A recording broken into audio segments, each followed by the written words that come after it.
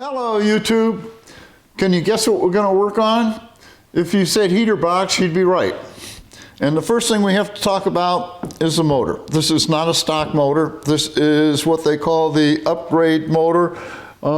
It comes out of, I guess, a late blazer. I don't know. This is the part number. It is a direct fit. You don't have to do any modifications to the shaft length or anything. It just takes the place of the stock motor, which is much smaller. And you have to drill the hole out for the fan motor where it comes through the firewall.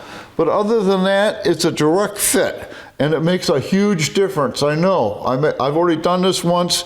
The difference in the airflow is phenomenal. So it's well worth it to do this. Let's pull it out.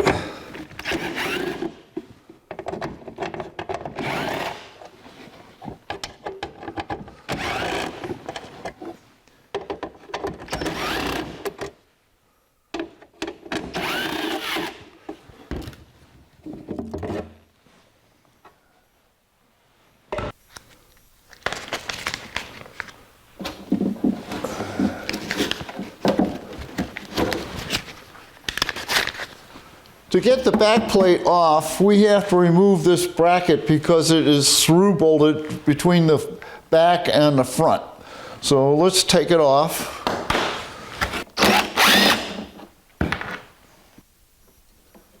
And then we'll take this cable retainer off.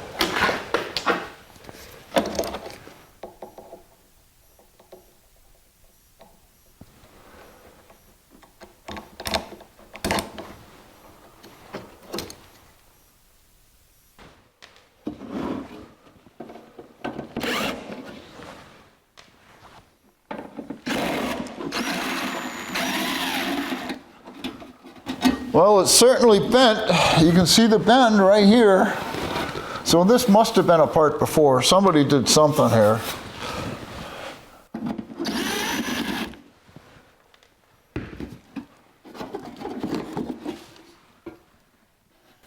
There we go. Wow, it's full of leaves.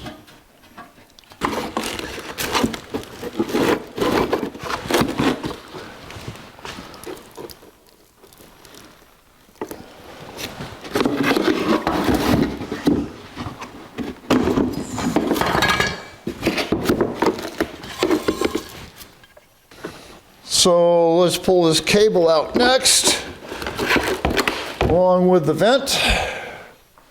And we got one more vent to pull out. This one.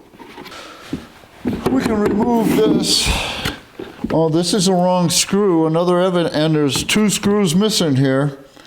So it's more evidence that this has been apart before. So two screws missing, a third screw that's incorrect, then a number of screws that are correct.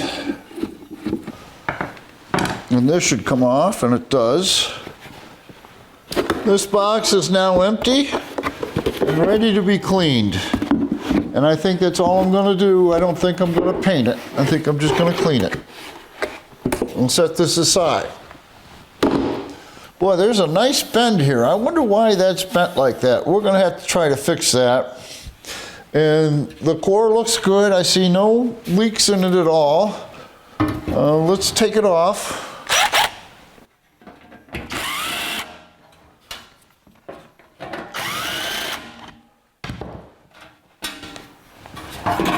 And the heater core is separate. And the backing plate is separate and ready for cleaning and de-bending.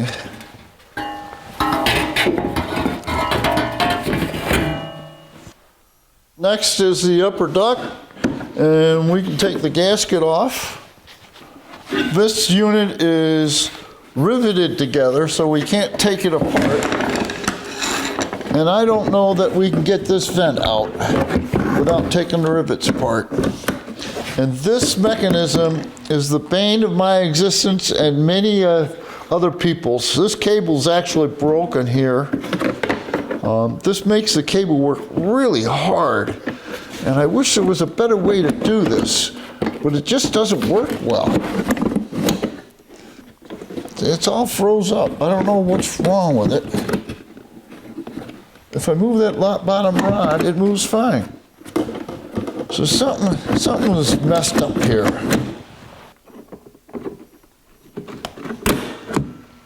There we go.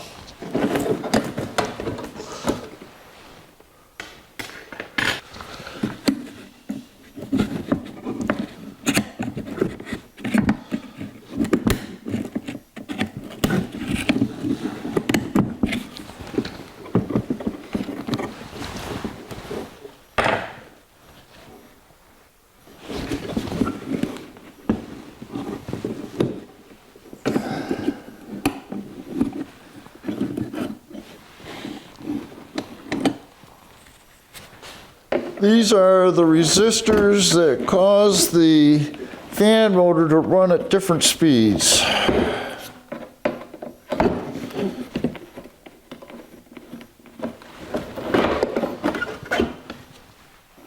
And that's as far down as we can break this without taking the rivets apart. And I'm not going to do that. I don't have any way of reproducing them. Next step is to wash and clean everything and try to unbend this.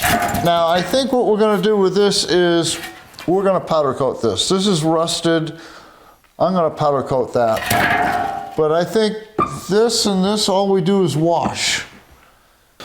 Let's do a little bit of old-fashioned cleanup here before we do anything else.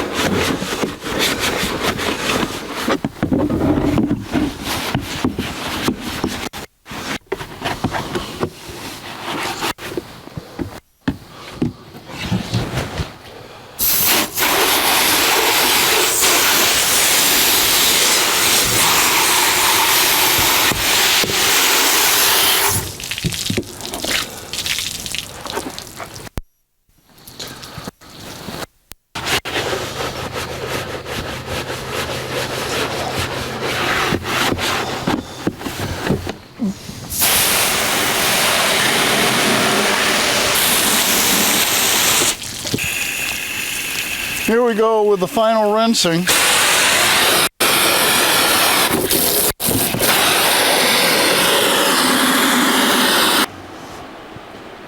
We'll run the fan on it to dry it off in a hurry. Looking at this backing plate, we can see that it's actually been bent in two different spots. And I don't know why. There's no reason for it because the fan comes out this way and bending this out wouldn't let you get the heater core out. So I don't know why they did that, but let's straighten it out.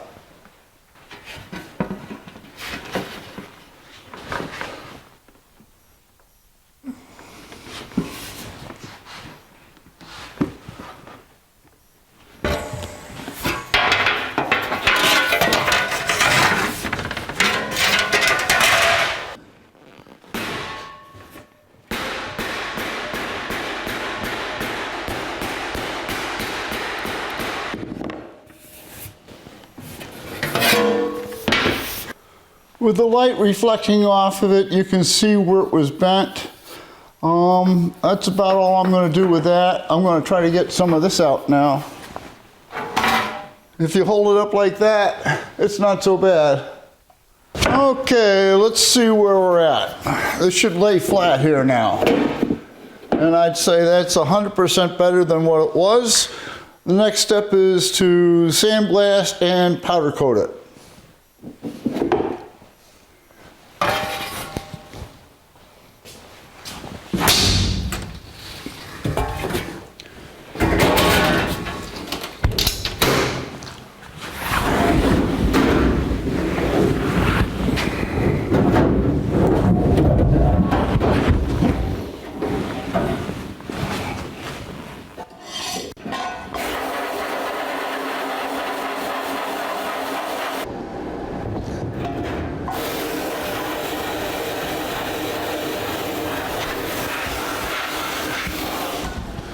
And out it comes. We're going to blow all the sand off of it. Oh.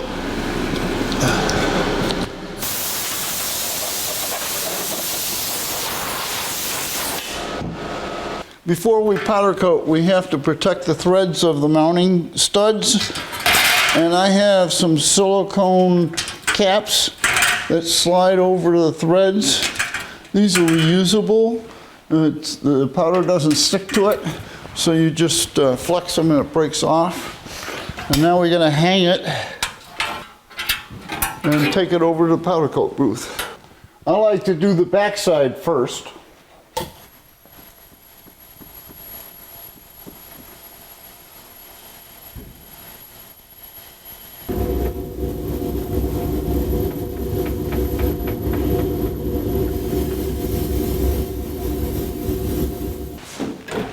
And we'll go from the booth to the oven.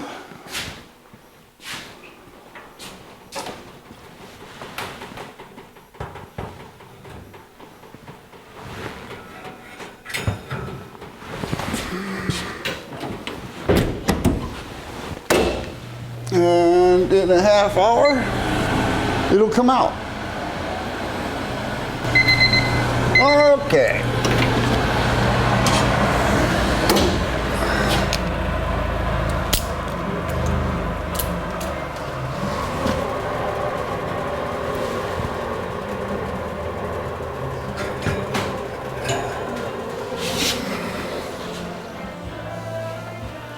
Let it cool for a while.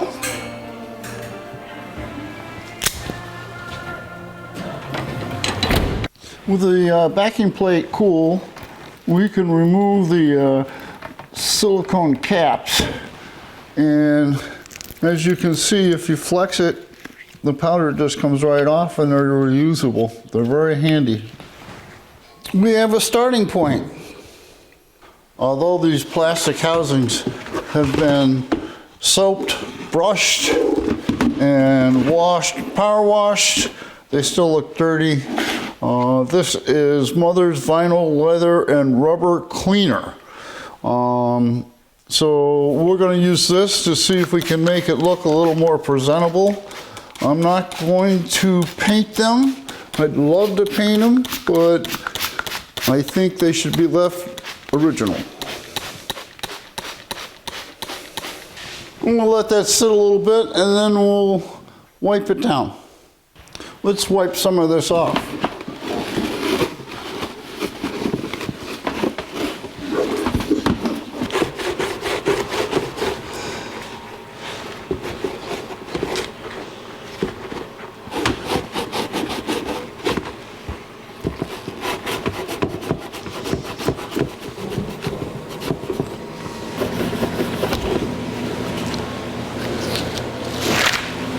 We'll give the housing a final wipe down to get rid of any excess cleaner. So that's pretty much how the part's going to look compared to this one that has a little overspray on it. There you go. Compared to this one. This one I did about an hour ago, so that's what it's going to look like. I'm not going to paint them. I'm going to leave them the way they are. Now, on this piece, I could remove the flapper. All you got to do is take this little retaining ring off, and then you got to take the shaft and pull it out of the duct, and the whole thing will come out, and the flapper would come out. However, looking at the flappers, they're in perfect condition. I'm not going to take them out.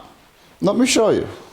The gasket on this flapper is perfect.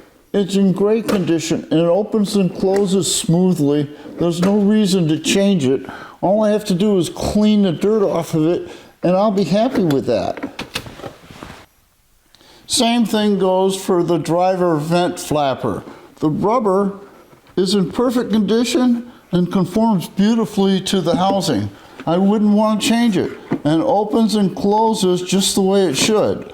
So why change it? All I have to do is clean all the dirt off, and we're going to use it. Let's spray it up.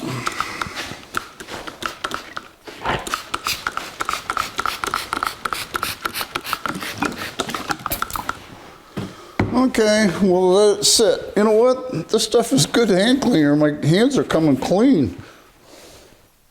What I have here is all the hardware I took off the heater box and labeled them. And what I'm going to do now is tumble them and powder coat the heads so that they last. And what I did is took pictures of all the nuts and bolts and where they go, and when I sort them back out from the tumbler, I'll be able to put them back into the correct bags. Now we'll carefully pick these things up one on top of another so that I can lay them back out exactly the same way that I picked them up. And that way they'll correspond to the pictures I took and make it a lot easier to separate out the bolts and the nuts. We'll take our parts and dump them into the tumbler. Add a little bit of water. Add some burnishing fluid. And turn it on.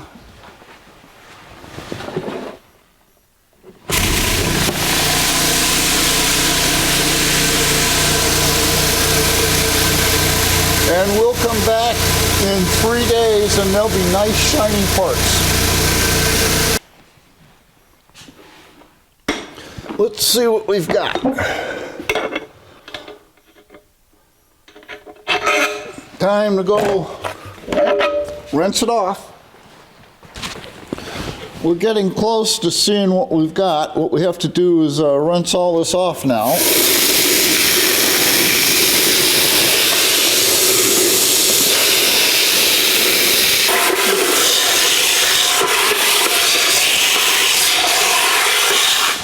Okay, that's pretty clean.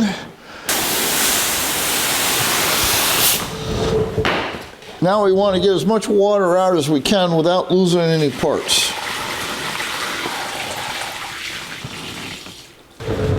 And now we'll take it over to the workbench, dump it out on the tray.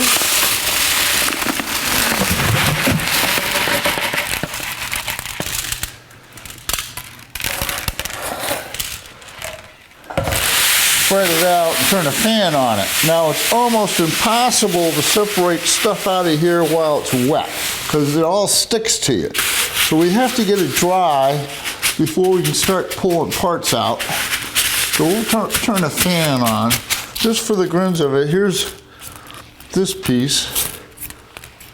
That was underneath the hood. So that came out pretty nice. Let's get the fan going.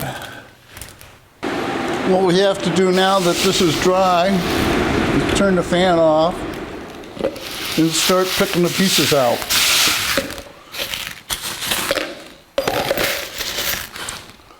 So that's a spring from the heater box. So that came out real nice. And that's a bracket from the heater box. That's a latch for the hood.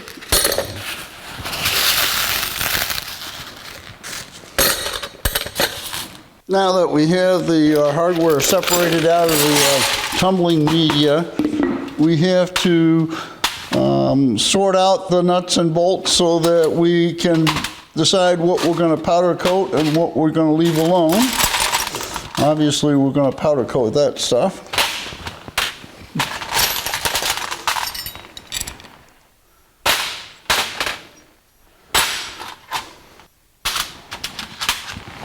Okay, now what we have to do is get all the little green triangles out of the nuts and anywhere else they're residing before we powder coat. We got some in this.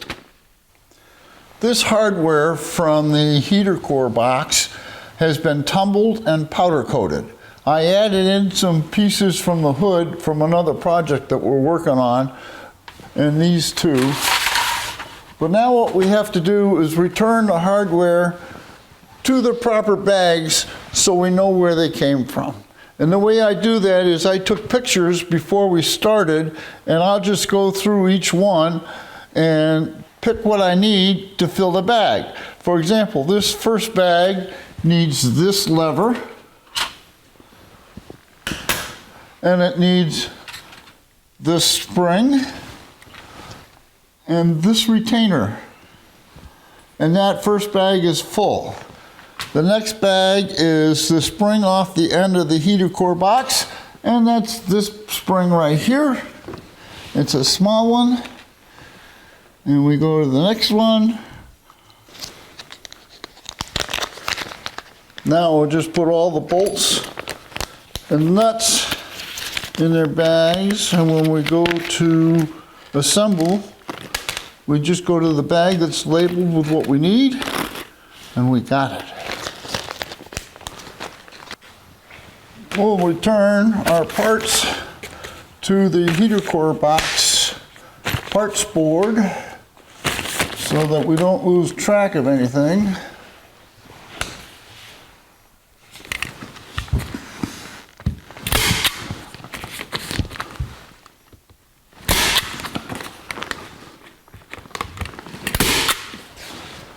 Now all the parts are transportable and storable in a vertical position. These are the remaining pieces of the heater box that we have to clean up. This needs to be sandblasted and powder coated clear. This cable is got a broken tab on it, it's no good, but we have a brand new one. This flapper, the rubber is in perfect shape. There's no tears in it. I think what we do is we just clean it up and leave that alone. This lever, maybe I sandblast it and powder coat it. This one, I think is just dirty. I think we clean it up and we put it back. And this flapper is obviously just dirty. The foam is still in perfect shape.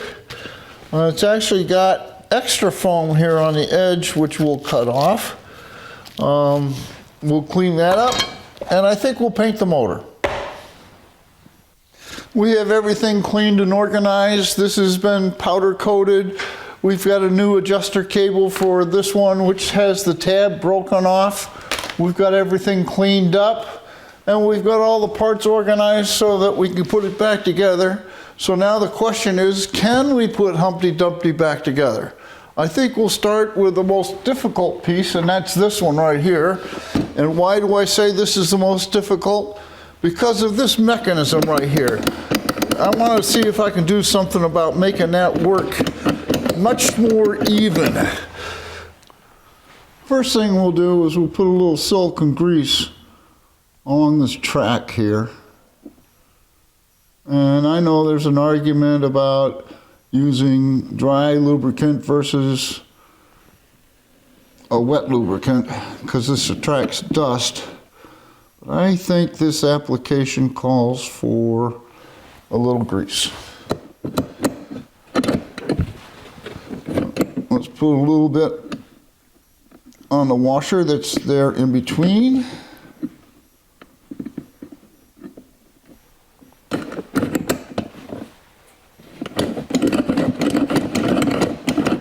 That's a little better. Next thing I want to do, this edge is pretty rough. So I'm going to just take a file and gently round that edge off a little bit. So it goes through that slot a little easier. We have all the parts in a little bag. The next thing that goes on is a little nylon washer that goes between the two levers, and I'll put a little grease on there. And then we put the lever on.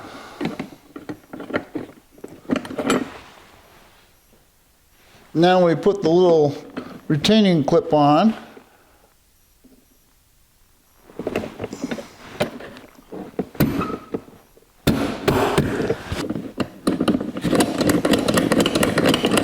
All right, that's next. Then they want a spring on here.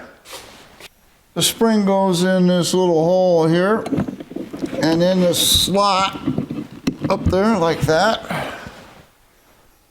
The rod that connects the two vents together goes on next, right there. We have to put a retaining clip here.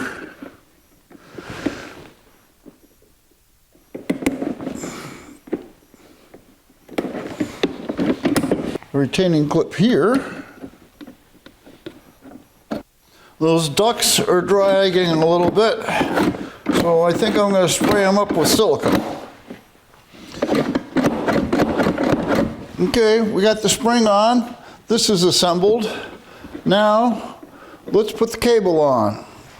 This is the first time I've come across an aftermarket cable that's actually better than the original. The original had a plastic clip here which is broken, and this is metal. This has a lock nut on it for the adjustment, and this is a metal ferrule rather than a plastic one. So I really like this replacement. That is until I put it on, I guess. Let's put some silicone down in there.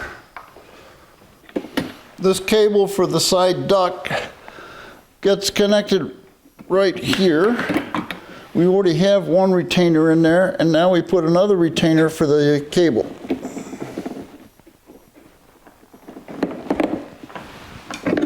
Now we have to put the bolt in to hold the cable in place. Okay. This is the heat vent cable from the dash, and it goes on right here, like so. And can we operate this? Yeah, we can. Oh man, it's still tough. It can be operated, but it's tough. I wonder what happens when we take the springs off.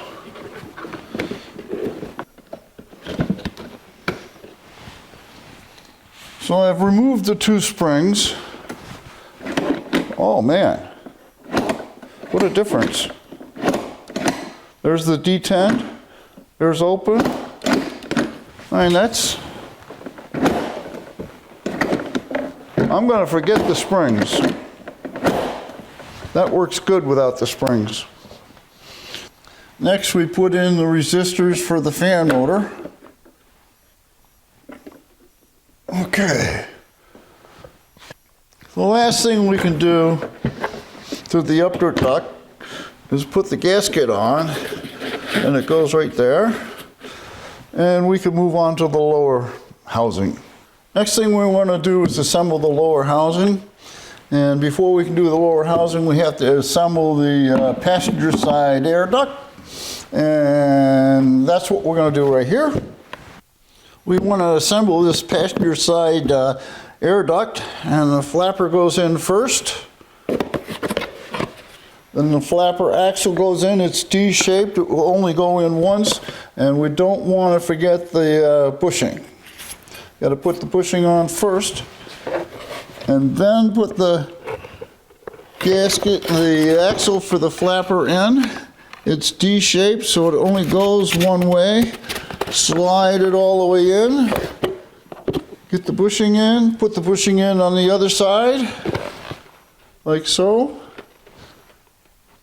And then we use the retainer. And the flapper is installed. We put a spring on there. Now this spring we may take off.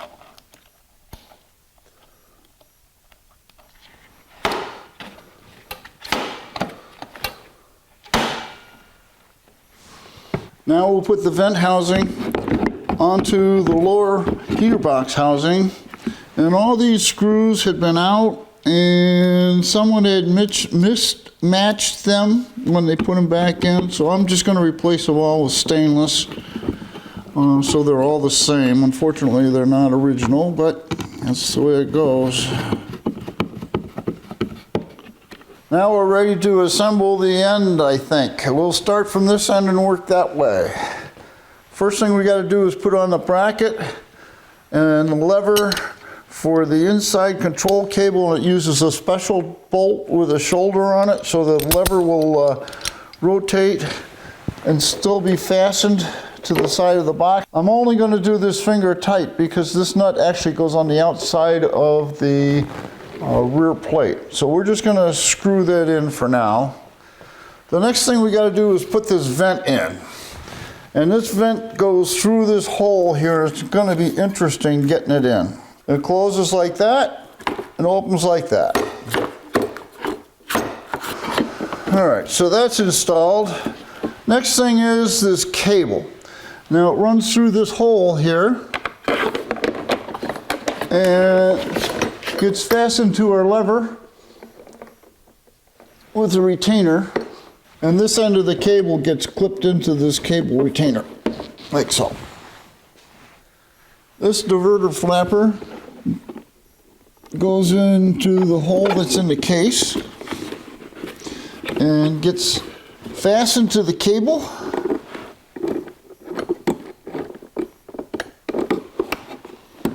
And we'll put a retainer clip on there. We need to put the back on to support this axis and this axis, and before we put the back on, we have to put the heater core in. So we'll do the heater core next, and that goes right here.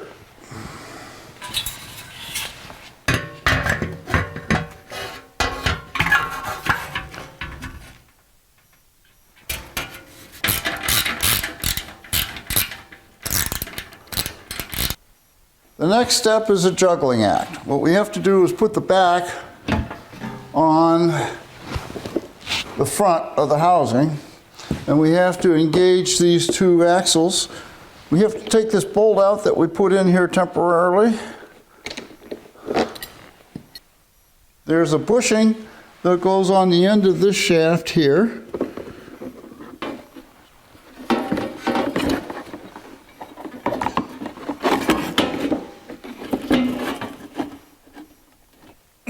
So that's fastened tight.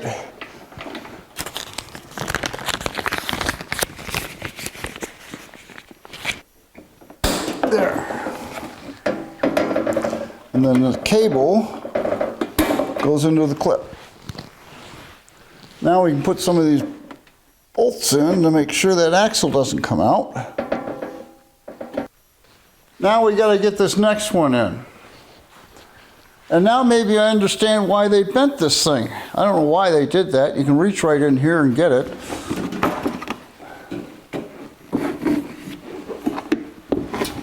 There.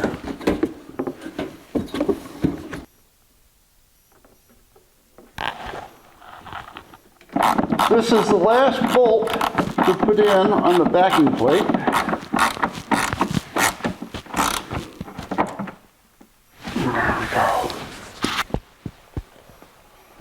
While we have this box upside down, let's put on this diverter. Now, this diverter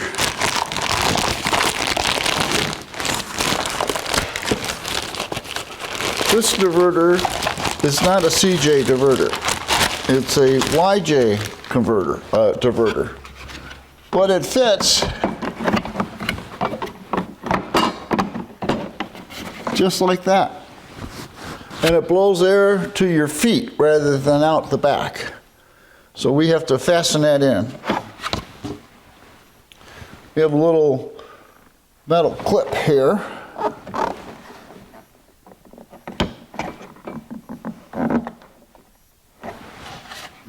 And we put the diverter in.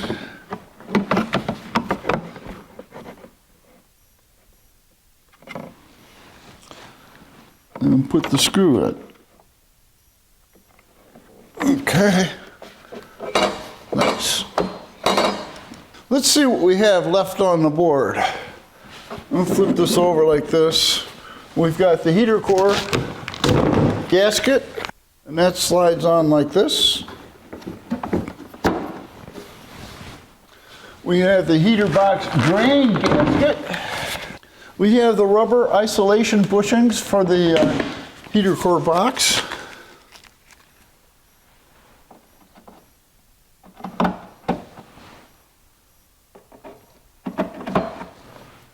It's time to put our upgraded motor together. And for the last time, it's Four Seasons, part number 35587. We have to put the spacer on from the original motor. Put the squirrel cage on. It's a T-shaped hole, so it only goes on in one position. And put the nut on. And tighten that down.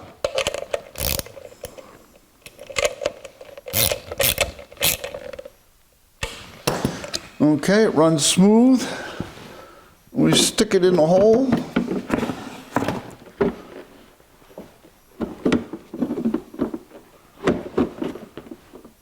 Put a screw in. Start the rest.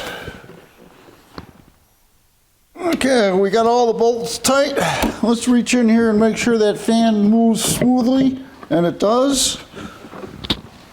Only thing left on the board is the vent tube. Everything else is off the board, so that means the heater box is complete. The intake duct and the heater box are complete, and in the Jeep it goes together like this.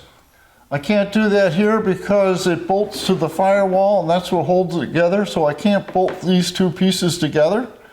The only piece missing is the upright tube here, and I can't put that in until we put it in the Jeep. Jeep's not ready yet, unfortunately. I think we met our goals here though. If you enjoyed this video, there will be more.